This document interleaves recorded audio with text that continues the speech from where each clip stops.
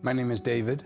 I served in Vietnam in 1968 and 69 with the 5th Special Forces Group and was assigned to a Mike Force battalion. And I'm his sister Jenny. I'm number 11, he's number 2. My parents had 11 kids in 13 years.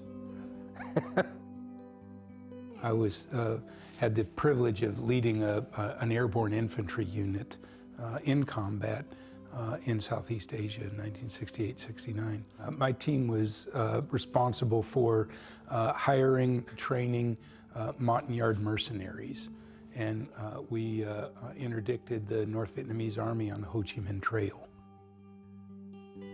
When I got home, the issues for me at the time, at that particular time, was just trying to get back to normalcy and getting back to a safe place. So that was difficult. Years later, struggled with this thing called PTSD and probably moral injury as well. There were some, certain instances and circumstances that ran afoul of my moral code, things that I wasn't prepared for at all. And it affected me for, well, it still does. I felt like a kind of a functional alcoholic. I could drink, but I was still functional on some level. I remember at one point thinking, he never really talked about his experience there, and that was sort of a red flag, like, why, he never really says anything about it. One thing was,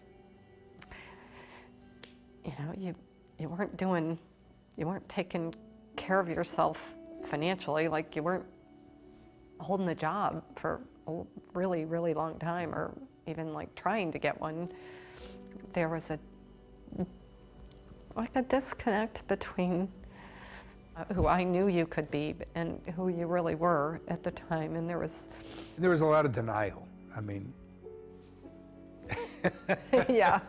Reaching out was difficult, if not nearly impossible, for several years. Well, what motivated me mostly was Jenny and our conversations, and I did eventually seek out some counseling, but it was intermittent.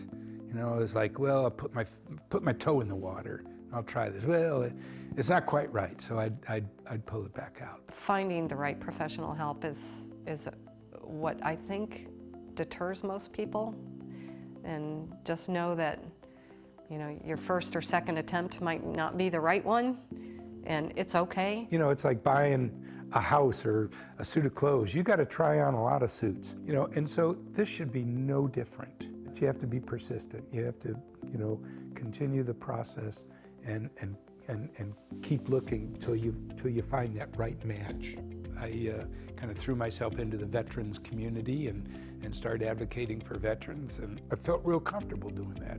I kind of incorporated my efforts to seek counseling and also get involved in the veterans community as an advocate, and understood better where I was coming from and how I'd been affected through others.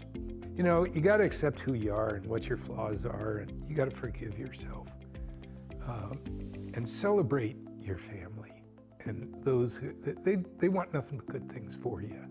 So if you're a family member, I'd say be persistent, be gentle, and just let that veteran, that service member, know that you're loved and that things will get better.